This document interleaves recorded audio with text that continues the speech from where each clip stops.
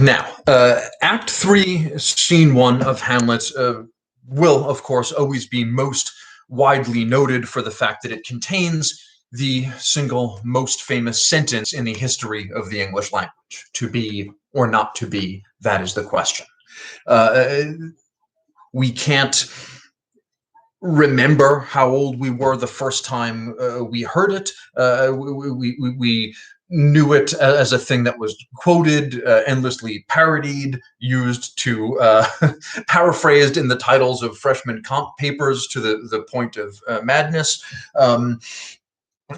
People have heard it so many times that it's almost lost all meaning as a phrase that is synonymous with the very idea of genius itself. It is rivaled, I suppose, only by the mathematical equation E equals mc squared. Now, the line and the speech that flows from it are both justly famous, but we also want to keep in mind that there is a lot more to Act 3, Scene 1 than the to be or not to be speech. The context into which Shakespeare places it, it is, for reasons independent of it, constructed to be worthy of it. Just as a rock critic once observed that A Day in the Life, the track commonly held to be the Beatles' best song, could only have appeared on Sgt. Pepper. On any other album, it would be slumming, I believe was the quote. Shakespeare doesn't just throw this speech into any old scene. There's a lot that 3.1 is doing, to be or not to be, or no to be or not to be. All right, so it begins, Shakespeare begins by throwing us off the scent tonally in terms of what's going to follow. The first page and change of 3.1 is the debriefing of Rosencrantz and Guildenstern, reporting back to the king, reporting back to Claudius. Can you, by no drift of conference, get from him why he puts on this confusion? The king asking, so did you find out what's bothering him or not, whether he's really crazy or not, etc. And at the beginning of the scene, with these few exchanges up to about line 27 or so, we're laughing. There's more dramatic irony deployed for the purposes of comedy. When Rosencrantz, on line 13, says that Hamlet was in the guard of question, but of our demands most free in his reply. In other words, he didn't ask us anything himself, but answered all the questions we asked him. We, the audience, know that this is the exact opposite of what really happened back in the very long previous scene 2.2. Hamlet figured out that these two guys were here to spy on him almost immediately. They got zero information out of him, were barely able to follow what he was talking about when he did speak. So their spying mission was completely turned around, and they're trying to act like they haven't already completely screwed it up. So when they're trying to BS the king about how well it's going with the whole spying on Hamlet thing, we're laughing at this. So, you know, that's the first thing we want to keep in mind here. At the beginning of the scene containing the most famous thing about depression that the most famous depressed guy says, right before he enters, at the beginning of this scene, we're laughing.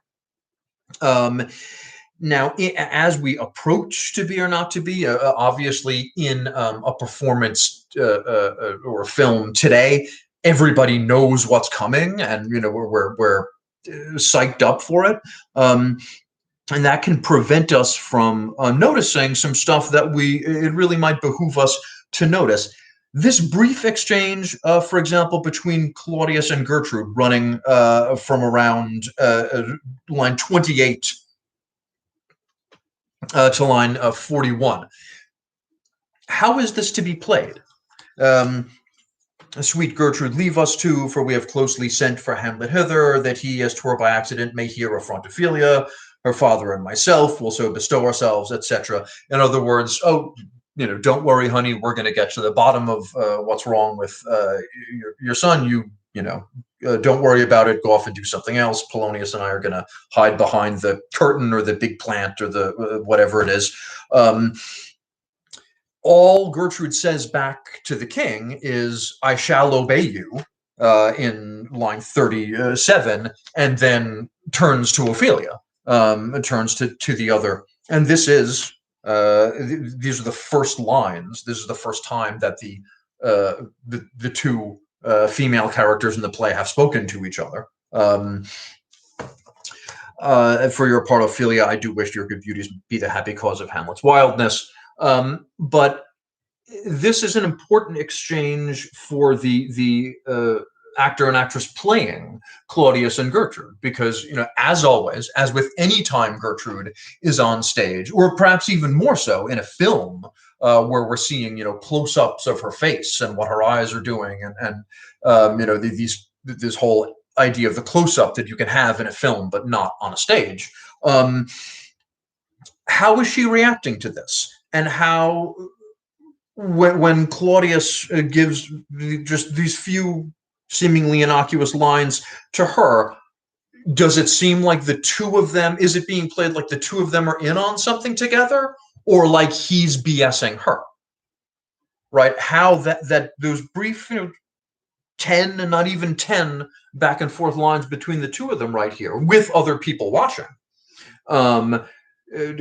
Because we haven't seen them speak alone yet. We don't get that until 4.1, I think.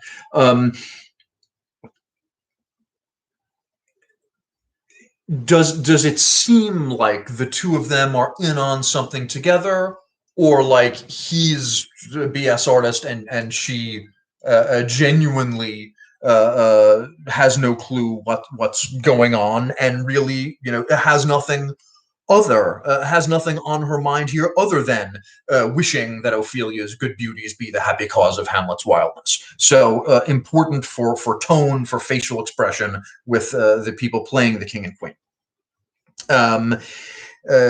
They hear Hamlet coming. Everybody either exits, or, in the case of the king and Polonius, hiding behind the curtain or the big plant or whatever they're hiding behind. But right before that, and this is this speaks to, and it's something we can't help wondering today. Did Shakespeare know that this speech, that this line, would be, the speech, the line, more than any other, that would become emblematic of all his work? Or heck, of the very concepts of poetry or of profundity or of genius in general. I don't think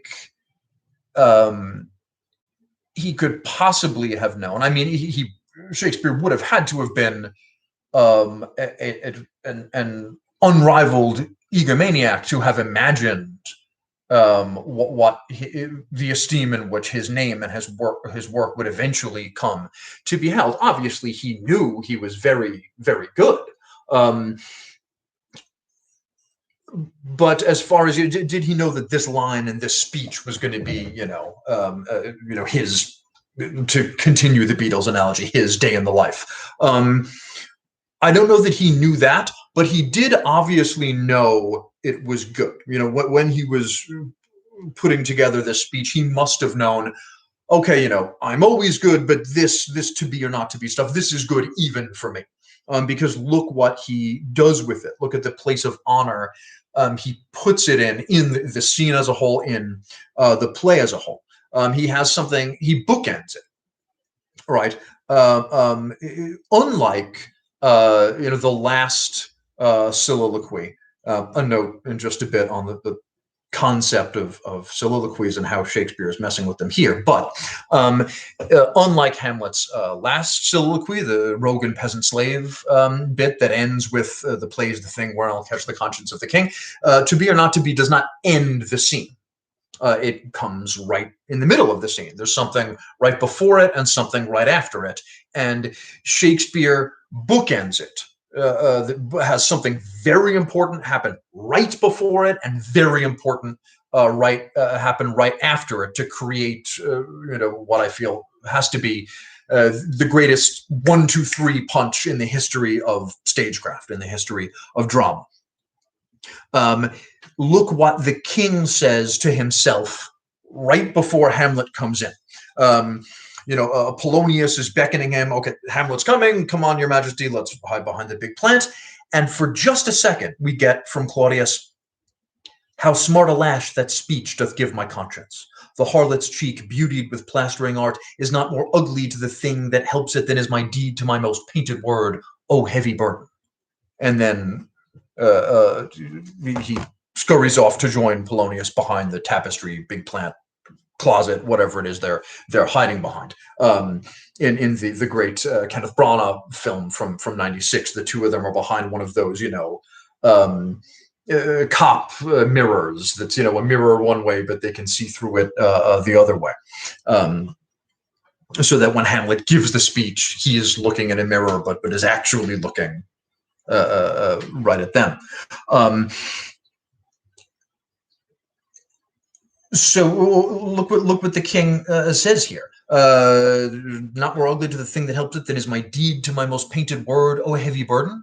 Now this is something certainly for an audience encountering the play for the first time that makes us sit bolt upright. Did you hear that? He just admitted it. Now he doesn't come right out and say, I killed my brother in his sleep with ear poison. But he says something, it makes some vague allusion to a big difference between, how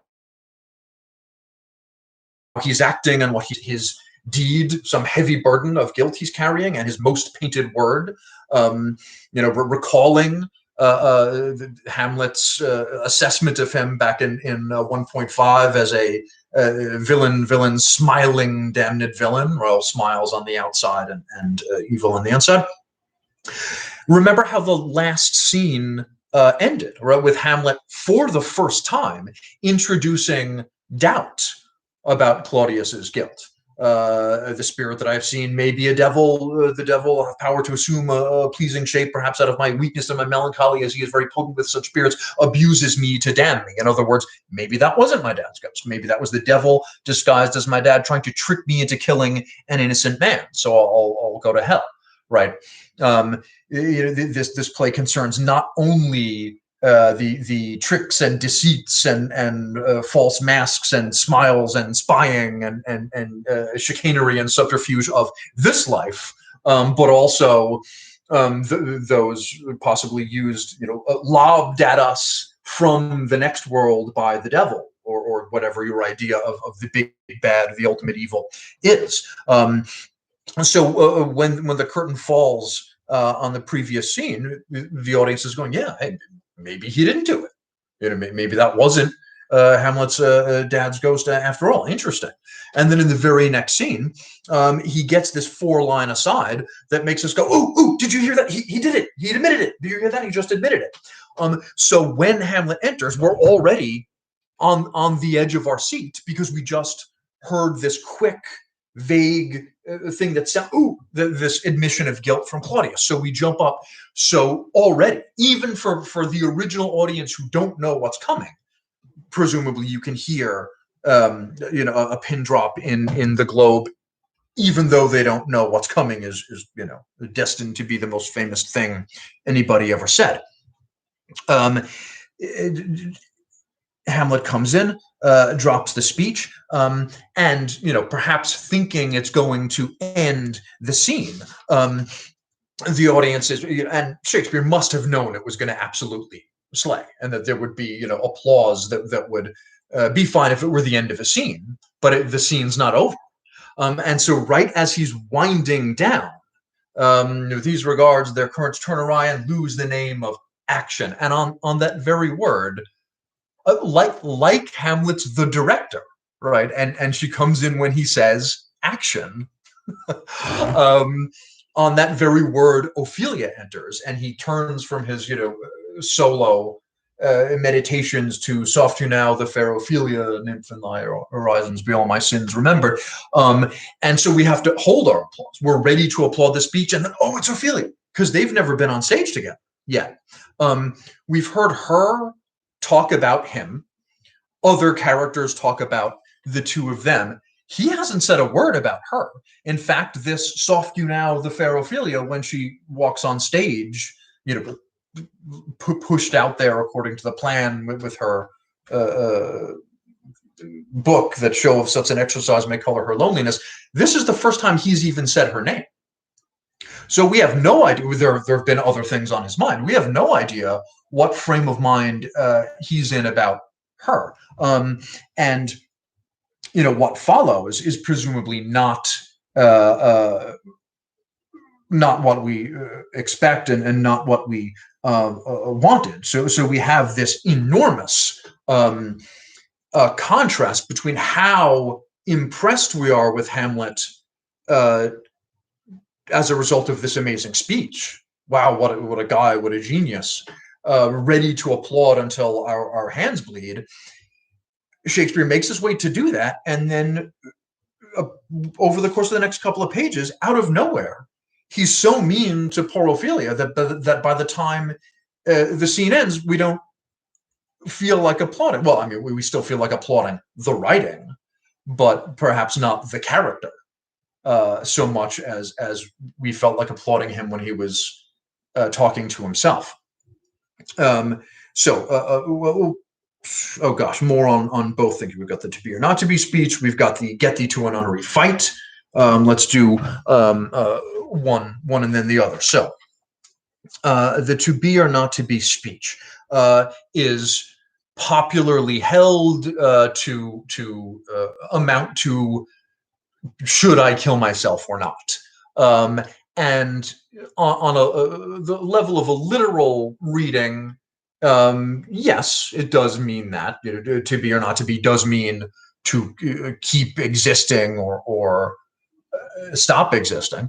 But it also works on a metaphoric level that I think a generally applicable, with the idea of that yes, it's about suicide, but more importantly, it's about quote unquote suicide. Because as far as literal suicide, remember Hamlet, unless he's obtained very different theological opinions in the past couple of acts, Hamlet took literal suicide off the table as an option back in the "to solid flesh" speech in Act 1, Scene 2. This to solid flesh would melt, thaw, and resolve itself into a dew, or that the everlasting had not fixed his cannon against self-slaughter. In other words, if only God didn't make a rule that says you can't kill yourself, but he did, so I can't, end of story. Hamlet presumably is still very concerned with what God does or does not want, and what the rules of the afterlife are. He is downright obsessed with them in the last two scenes of the third act in 3.3 and 3.4. So I doubt he's just forgotten the conclusion he came to about suicide in the very first scene where we met him. Almost as if Shakespeare was foreshadowing this speech then. Remember that this guy isn't actually that into the idea of killing himself. So when he appears to be talking about it later on, remember he said that everlasting fixed his cannon against self-slaughter stuff, and look for a bigger way to take that thing he's going to say later that appears to be about suicide. Okay, whether 'tis nobler in the mind to suffer, and just a note on what's modifying what here. You often hear people give this line as, whether 'tis nobler in the mind to suffer the slings and arrows of outrageous fortune, or to take arms against a sea of troubles. I've always read the prepositional phrase in the mind as modifying the infinitive to suffer rather than modifying the comparative adjective nobler. In other words, whether 'tis nobler in the mind to suffer the slings and arrows of outrageous fortune, or to take arms against a sea of troubles and by opposing end them. In other words, to suffer them in your mind, to like Jesus says, turn the other cheek, put up with the bad stuff that bad guys do, look at it, take it in, feel pain and regret about it, but don't get your hands dirty. Or to take arms against the sea of troubles and by opposing end them. Now, in context, certainly a couple of lines later, when the actor playing the prince produces his bare bodkin, the idea is that it would be aimed at his own heart. The sea of troubles is the human body. Taking arms against it would be ending your own life. But metaphorically, it works as this. It links up with the whole moral paradox of revenge. Do you sit back and lament the bad stuff, but not pick up a sword and fight because, vengeance is mine, saith the Lord, and turn the other cheek, saith his son?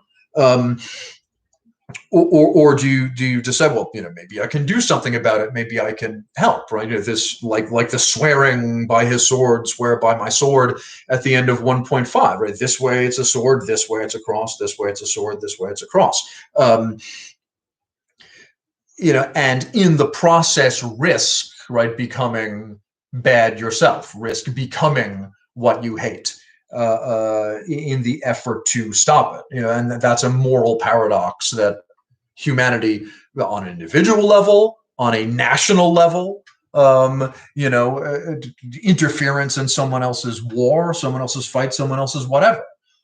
On the one hand, if you are big and strong and able to help, how dare you sit by and do nothing while other people suffer? But on the other hand, if you roll up your sleeves and run in there to try and fight the bad guys, you run the risk of becoming like them in the process if you're not careful, or maybe even if you are careful. We've already seen or questioned the extent to which Hamlet himself is already undergoing a process like this, right? Back in Act 1, we were contrasting Hamlet's honesty, right? His he knows not seems, right? Seems, madam, nay, it is, I know not seems. Stuff on the outside is fake, but I'm honest. The inside matches the outside. We were contrasting that with all of Polonius's bait of falsehood. Takes this carp of truth. You lie and play tricks and hide behind stuff, like Polonius is doing right now during this speech. But then the first act concludes with this promise from Hamlet to put on an antic disposition, right? To put on a fake act, the very thing he said he would never do in the first scene where we met him. So yes, it works as a speech about suicide, but I think more importantly and more profoundly, it works as a speech about, do you participate? If the world is bad, do you reject it and go, oh, I'm way over here, I'm a renunciant, I'm a hermit, I'm a whatever I am, the world is bad, but I'm good because I don't participate in it? Or do you run in there, dash into the proverbial burning building of the world and do what you can to make it better, even if, in that process, your own honor, your own nobility, takes some bruises, and maybe you don't end up as morally perfect as you were before you dashed in. Now, it does, center around this idea of death or non-existence, not almost in a like a Buddhist, though Shakespeare wouldn't have known from Buddhism literally, a sense of non-being, not necessarily like death, but just being so removed and unaffected from everything, becoming some sort of Dr. Manhattan, from Watchmen. You understand everything, but you don't care. You're just going to go chill on Mars. By a sleep to say we end the heartache and the thousand natural shocks that flesh is heir to, 'tis a consummation devoutly to be wished.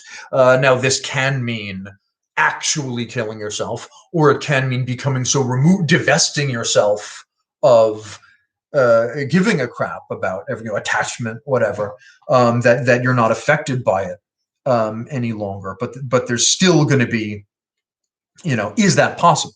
Right? There's still going to be something in here that is bothered. So this to sleep perchance to dream, there's the rub, literally means the afterlife. What if killing yourself isn't the end?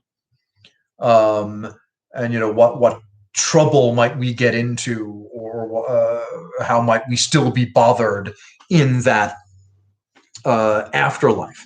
Now, here is something interesting about this section of the speech. All of this, in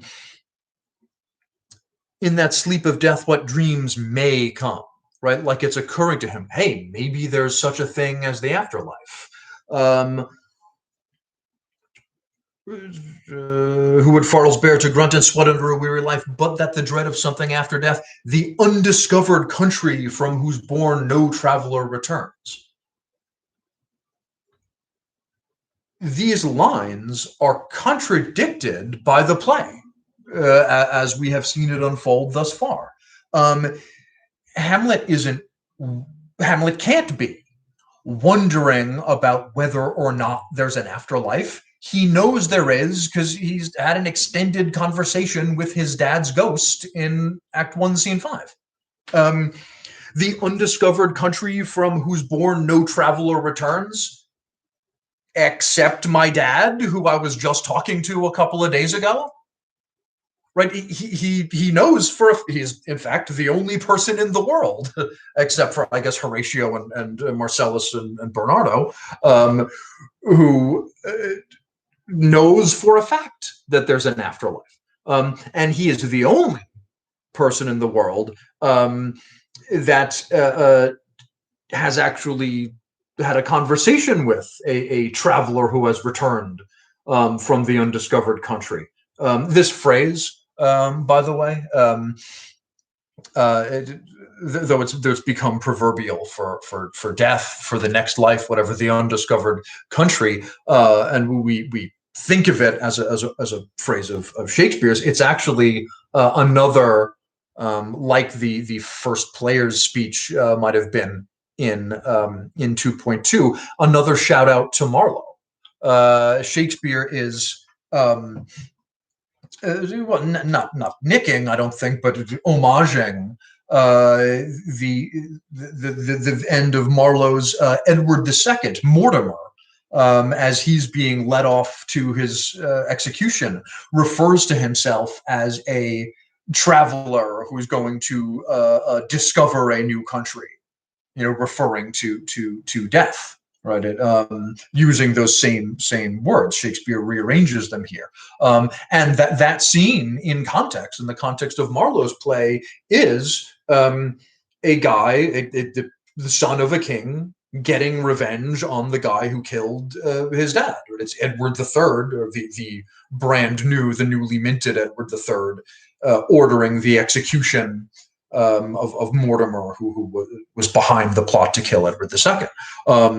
So, not an accident, I think, that this phrase of his fallen friend Marlowe gets repurposed here in a similar context, and something where the character is not yet able to get around to doing what the much younger Edward III is doing at the tail end of Marlowe's play. Um,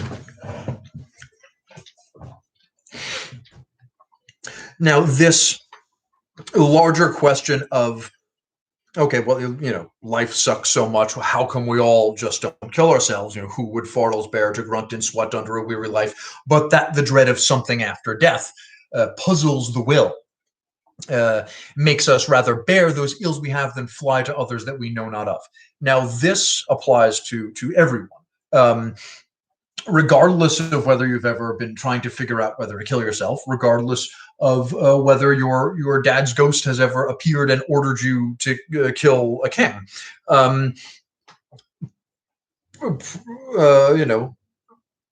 Hopefully, as few as possible of us have been in the first situation, and I'm willing to bet none of us have been in the second. But we've all been in situations where there's something we know we should do, but we don't because we're scared of what might happen. I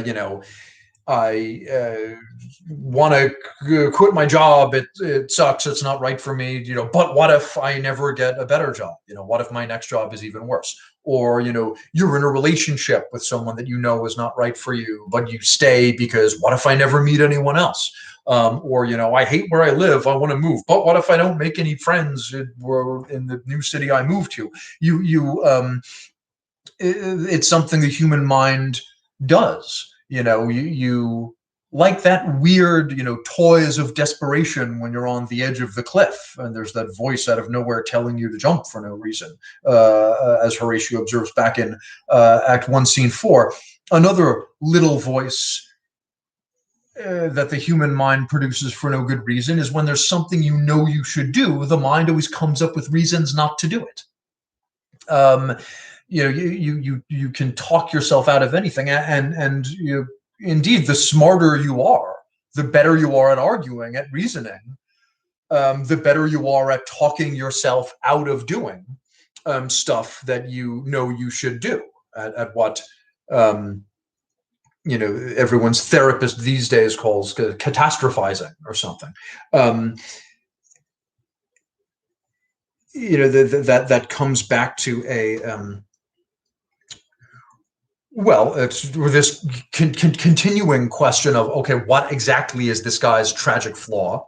Also in 1.4, we had that "so oft it chances in particular men" speech, that for some vicious mole of nature in them, where Hamlet is seemingly riffing on the idea of the tragic flaw. Right? Here's the main character of a tragedy talking about the concept of the tragic flaw.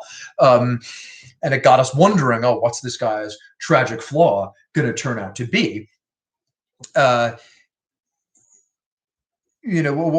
is the implication here? That his tragic flaw is intelligence? That's not a flaw. Or is it? I suppose would be the question, or one of the questions here. And it's that idea, you're talking yourself out of doing something, right? That I think is part of what contributes to this play, even though Shakespeare wrote so many masterpieces, to this play ringing a note with people that none of the other ones quite do. Because the other tragedies are about someone who does something, right? Someone who does something bad. Macbeth, is the opposite of Hamlet, right? Hey, maybe I should kill the king. Boom, immediately does it, and then, oh crap, why'd I do that? In Hamlet's case, it's I should kill the king. I should really get around to killing the king someday, and he doesn't do it, and doesn't do it, and doesn't do it. For some people, their life ends up being about a horrible thing they did that they wish they hadn't done. But I think for most people, when most people are looking back on their biggest regret from their life, when it's all said and done, most people's biggest regret isn't something they did; it's something they didn't do. And so that's why I think the tragedy of someone who doesn't do something, right? Not rather than the others that are about someone who does something bad and is punished. Someone who never does this thing he knows he should do, strikes such a chord with so many of us. Um, Conscience making cowards of us all. There, conscience meaning not conscious in the Jiminy Cricket superego dad's ghost sense of today, but conscience in this context meaning something more like consciousness, the ability to think, making cowards of us all. Right? Animals. Who will get brought up just about a page later. Animals don't Animals just do stuff. You kick a dog, he immediately bites you. The dog doesn't go, should I really bite this guy? Just does it. Animals, not as impressive with the poetry, but much more efficient with the biting. Now, one last thing about this speech, the staging of it. It itself is a marvelous Easter egg. It's sort of another one of those sort of theatrical in-jokes with which Shakespeare absolutely peppers this play. You may have noticed that I've been avoiding, when I remember to, the word soliloquy here. I've been calling it the to be or not to be speech, rather than the to be or not to be soliloquy, even though it's the most famous soliloquy ever, right? To be or not to be, that is the question, is the first line that pops into everyone's head when they hear the word soliloquy, which is why it's so funny that, well, technically, it's not a soliloquy. Hamlet's not alone on stage. Claudius and Polonius are hiding behind the big plant or the tapestry or whatever they're hiding behind. He thinks he's alone on stage. So a riddle, a sort of tree falling in the woods type riddle, is introduced here. If the character is not actually alone on stage, but thinks he is it a soliloquy or not? That is the question. And I suppose, to go even further with it, does Hamlet really think he's alone on stage? It can be played, and often is played, as though he more or less knows he's being watched. So how much of, if he knows he's being watched, how much of this does he even mean? That is a huge question here, because Hamlet, we already know, is two very different guys when he's alone and when he's not. Who we think of as Hamlet is largely based on stuff he says when he's by himself, or to a lesser extent, privately to Horatio. When other people are around, he's messing with them and means almost nothing that he says. At least once things get going, he means, I know not seems, and the stuff he says before the ghost shows up. Gosh, even that, reminds us, coming back to this idea of audience, right? We know who Hamlet is because we, the audience, hear what he says when he's by himself. And you know who you are because you hear what you say when you're by yourself. But remember, no one else does. Other people only know, what you say and what you do when there are other people around.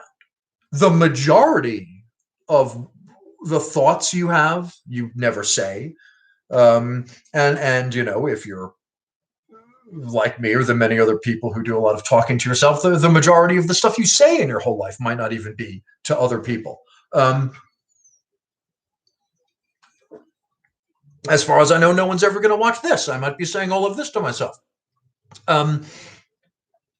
So who you think you are and who other people think you are two very different people. Now, the way we're talking about it reminds us of we're now really begging the question. Well, what about God? Who hears what you say when you're alone? And if we're going to bring in that idea of the thing that is talking to yourself and not talking to yourself at the same time, i.e., prayer. Well, more on that in Act 3, scene 3. That's the big scene for the concept of prayer in this play. So hold some of those thoughts.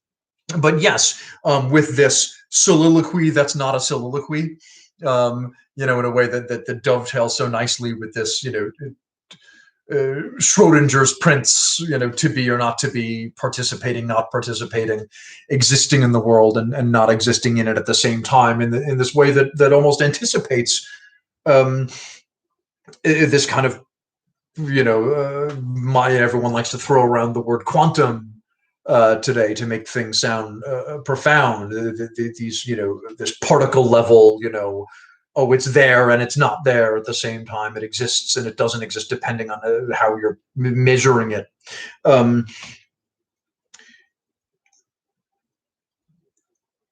Is this, in short, to be played as though Hamlet thinks he's by himself or not? Now, as far as the stuff in it that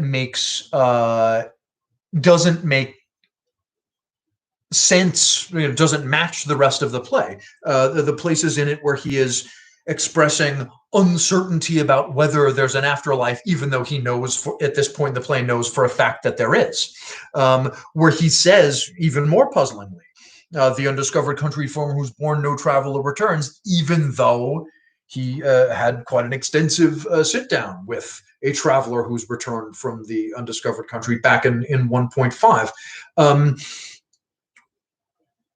We do have to admit, as staggering as it might seem to consider so, as curiously as it might seem to consider so, that perhaps William Shakespeare did not originally write this speech with Hamlet in mind. He might have just, had it in a notebook, I've written this thing about, suicide and morality and participating, not participating. I'm going to use it somewhere. And eventually realizing, well, it's so good, I can only give it to Hamlet. Because one has to imagine Shakespeare had, different things that he was working on, lying around simultaneously, often. In fact, I've entertained a theory that I can't prove it, of course, but more importantly, you can't disprove it, that the to be or not to be speech and I guess Shakespeare's other most famous soliloquy, All the World's a Stage, spoken by the melancholy Jaques, another melancholy character in As You Like It, Act 2, Scene 7 of As You Like It. I've often suspected that they might have been in each other's places and gotten switched, that Shakespeare might have written To Be or Not to Be for Jaques, and All the World's a Stage for Hamlet, and then perhaps at the last minute thought, they work better coming out of, each one works better coming out of the other guy's mouth. We do know, or at least to the extent that we are sure of anything, know that Shakespeare was working on As You Like It and Hamlet at pretty much exactly this. Well, Hamlet he was probably working on for 10 years secretly as he was taking breaks from it to do other plays. But in most editions and in most orderings of the plays, As You Like It and Hamlet are next to each other. And this famously melancholy Jaques, who renounces the world, yet he went to live in the woods before anybody. And before the new Duke, the old Duke got booted by the new Duke just because he was sick of society. So a lot of this speech, and he would be the one who would actually be confused about the afterlife because he hasn't seen any ghosts. He's seen a fool and was delighted by that, but no ghosts. So a lot of stuff in this would make sense for Jaques. Conversely, Hamlet is the guy who's obsessed with acting, and so observing that all the world's a stage, right, in the sense of, everything is predictable and boring, and more importantly, everyone is fake and just copying everybody else, it would make sense coming out of his mouth.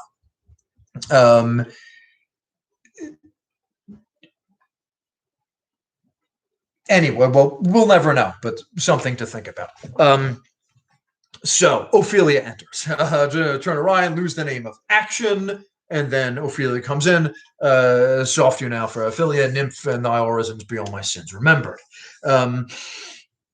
My lord, I have remembrances of yours that I have long and long to redeliver. I pray you now receive them. She hands him some box of his old, um, the mixtapes he made her and the T-shirts he left at her place, or whatever, giving him back his stuff as girls will do in a moment like this. Curiously, at around line 94, he responds, "No, not I. I never gave you aught."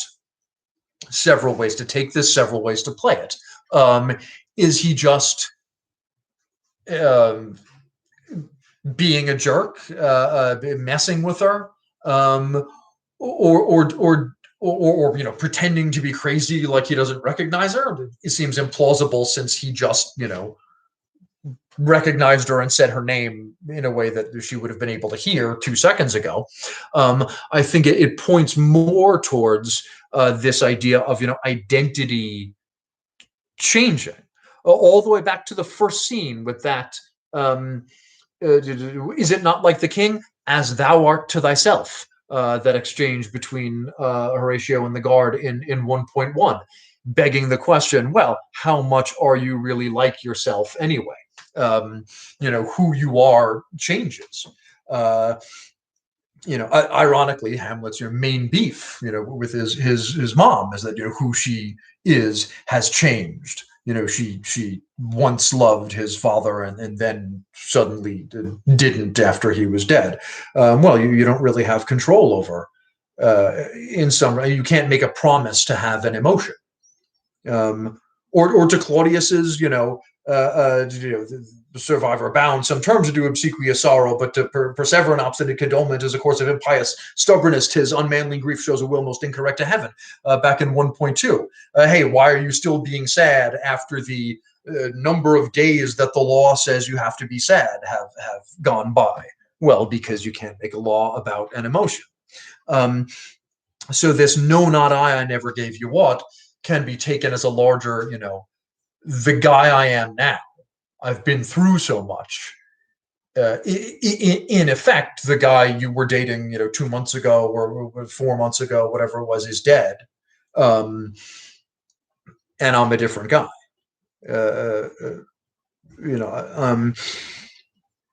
If there is a second meaning there, it goes over Ophelia's head.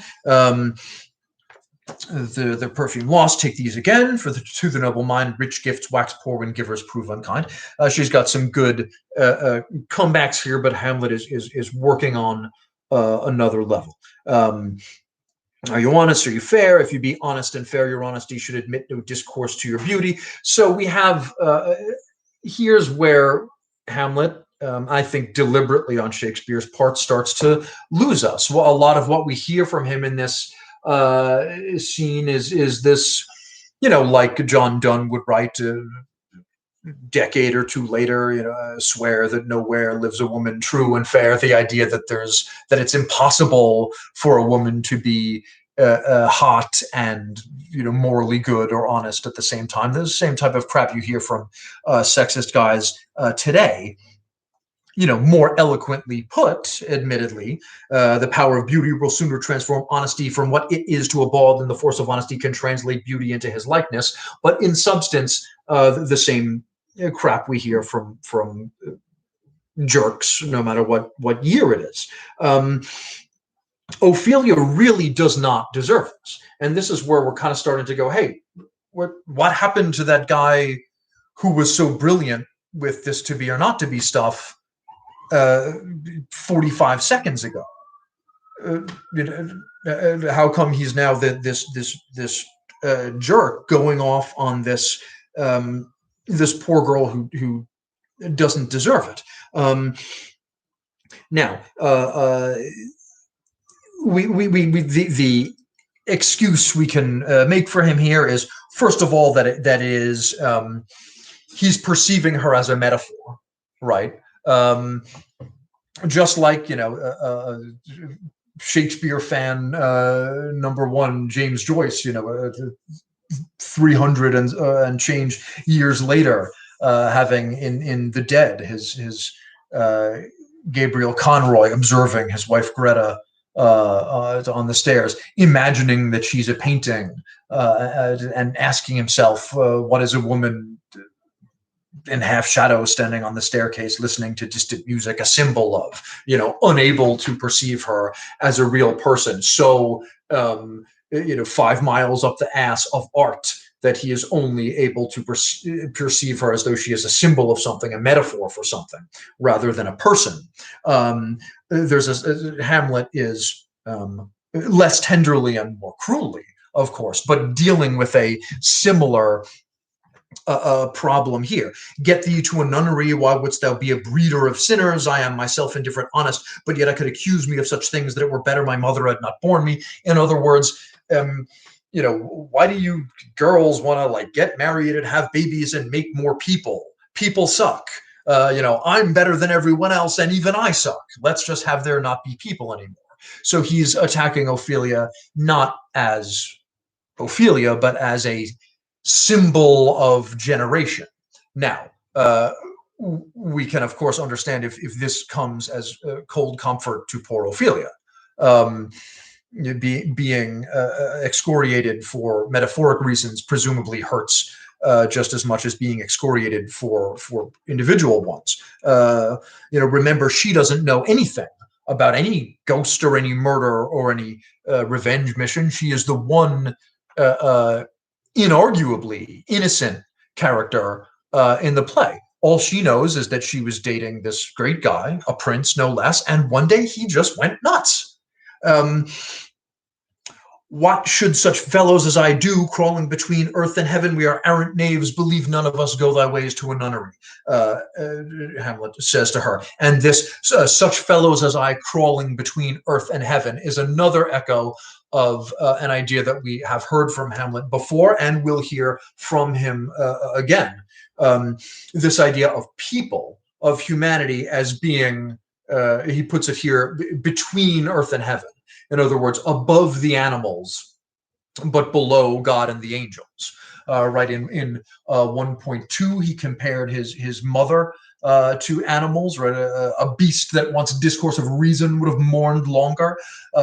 In 2.2, in the "What a piece of work is a man" speech, he talks about humanity being the paragon of animals, right? How like an angel in apprehension, how like a god, we're like made in God's image, look like angels, but we are not like God and the angels, right? We are flawed and can be killed, can be wounded, have to eat, have to sleep, have to go to the bathroom like regular animals do, but look like God and the angels. So this idea that I think would have been much more profound in the Renaissance, when these ideas of where do we come from really are only beginning to be thought of in any the barest inklings of something other than a purely religious way. Where are people? We're below God and we're above the animals, but are we more like down here or more like up there? Hamlet will return to this idea at more length in Act 4, Scene 4. We can file it away for now. Now, with this exchange at lines 129, 130, when out of nowhere, Hamlet asks, "Where's your father?"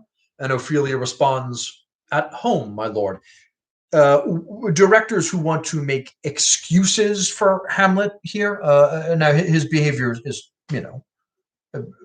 pretty indefensible, but one way you can attempt to defend it a little bit is that he knows that he's being spied on, that Claudius and Polonius are behind the thing, and it can be staged as though he hears something, when he suddenly, for no reason, does this, "Where's your father?" If Polonius sneezes or something, or his shoe squeaks, and Hamlet hears something, realizes that they're spying on him, gives her this, "Where's your father?"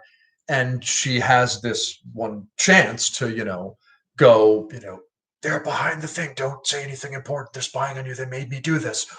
Or to keep up the lie. And Ophelia, after a, long pause and a hard swallow, nervously and not very convincingly, gives this, "At home, my lord." And that's the moment when Hamlet realizes, oh, Ophelia's in on it.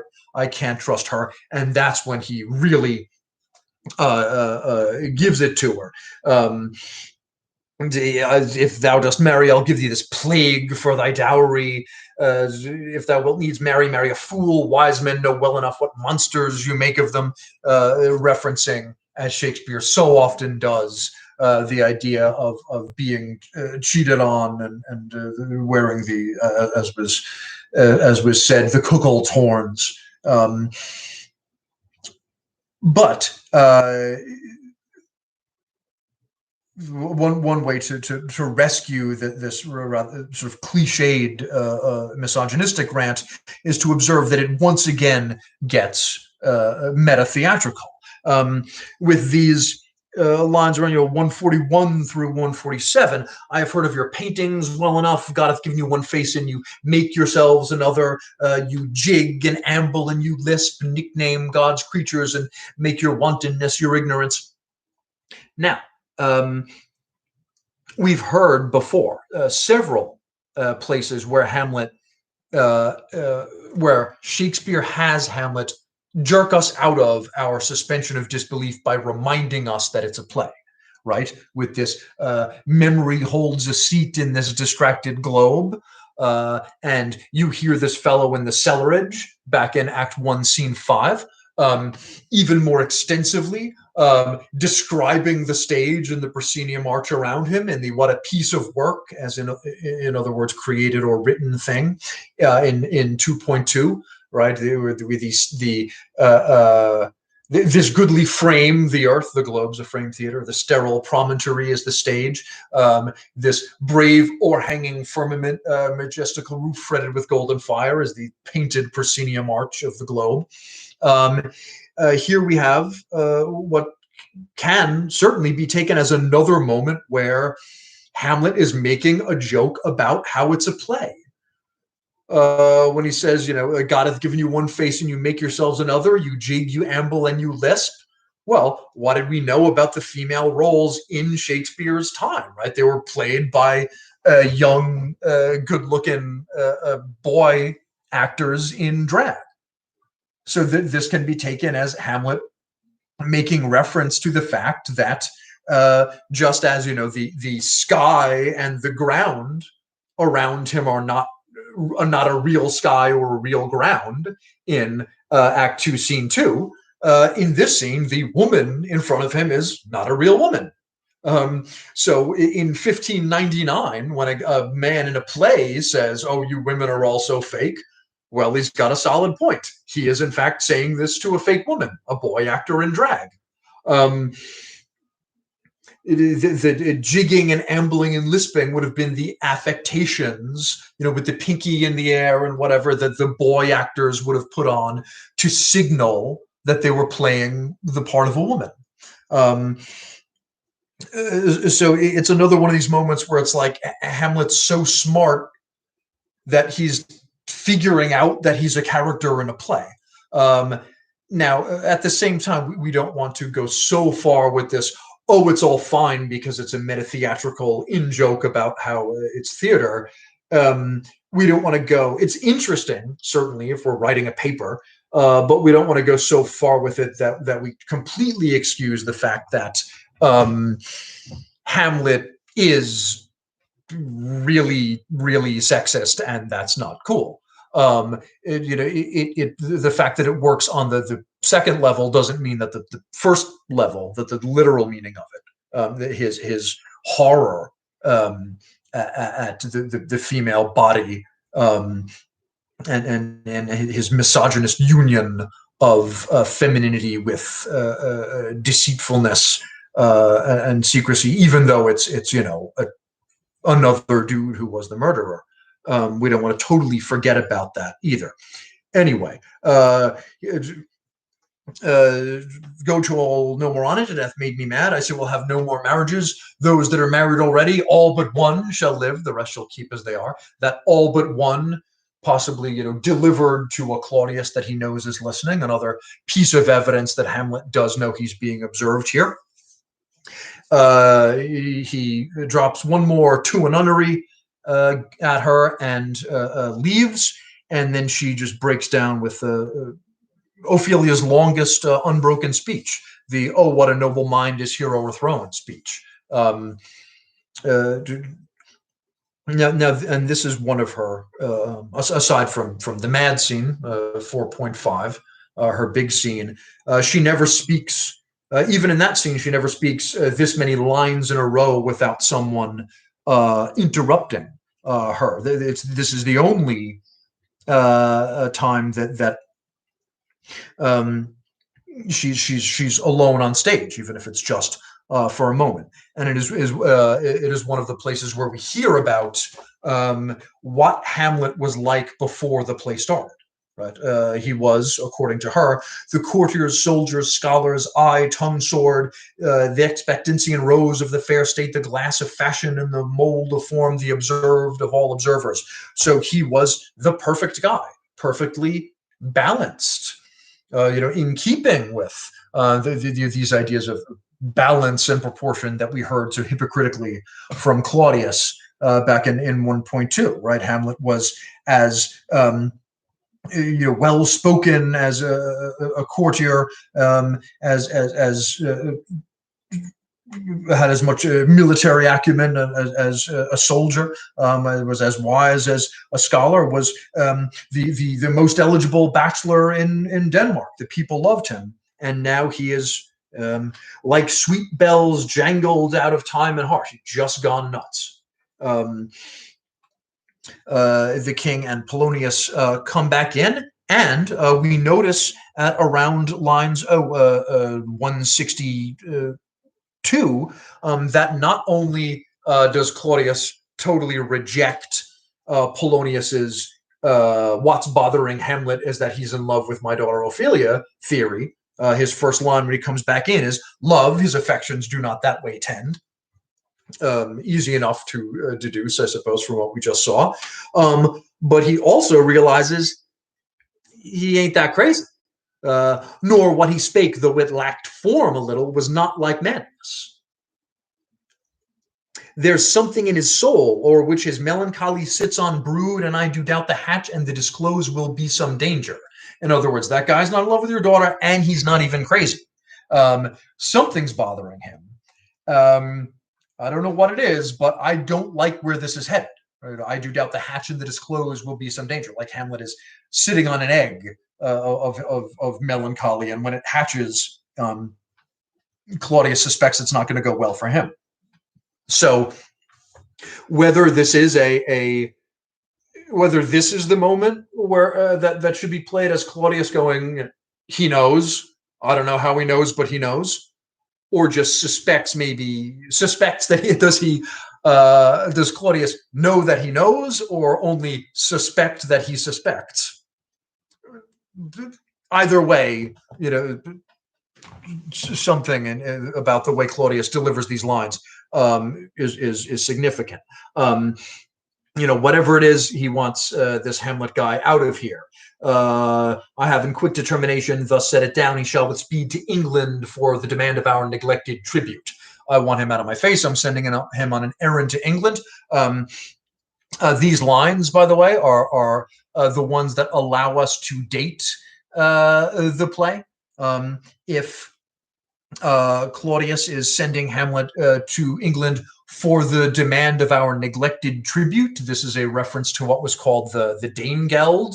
So that means the play is set during one of the times during the Middle Ages when the English throne was paying protection, in the mafia sense, paying protection to the Vikings.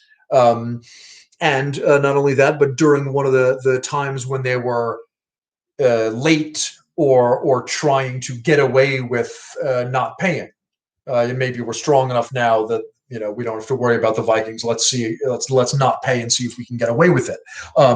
That probably means that we're supposed to, although no real historical figures are mentioned in the play as contemporaneous with events, we can from that line assume that we're probably supposed to interpret this as going on during the reign of Edward the Confessor, which interestingly means that Hamlet would take place simultaneously with Macbeth, which we know is going on during the reign of Edward the Confessor, because in addition to the fact that he was contemporaneous with the historical Macbeth and Duncan, he's mentioned in that play as being the King of England.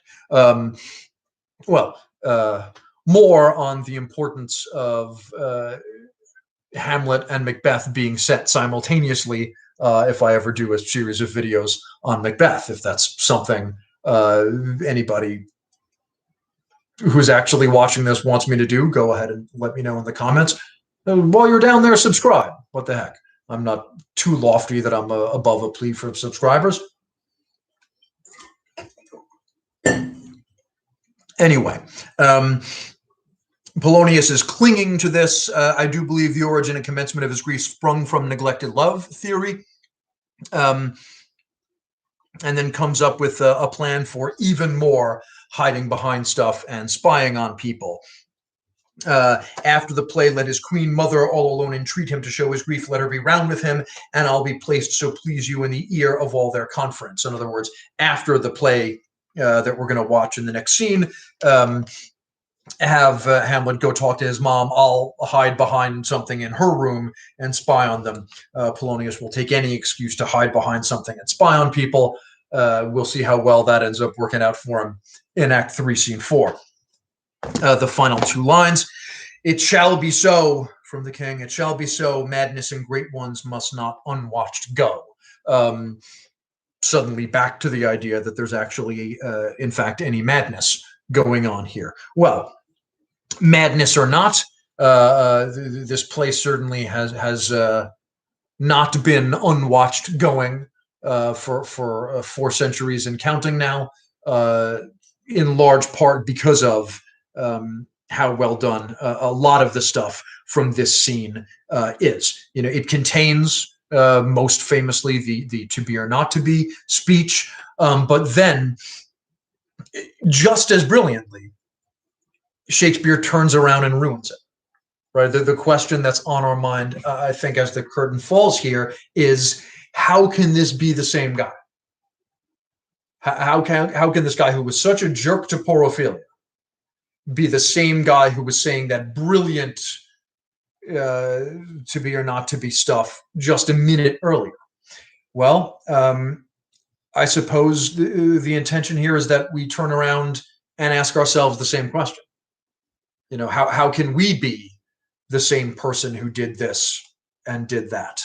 We judge ourselves by the profound stuff we feel and the brilliant stuff we say to the mirror when we're alone. Other people know us as, or know us by the stuff we say and do to them.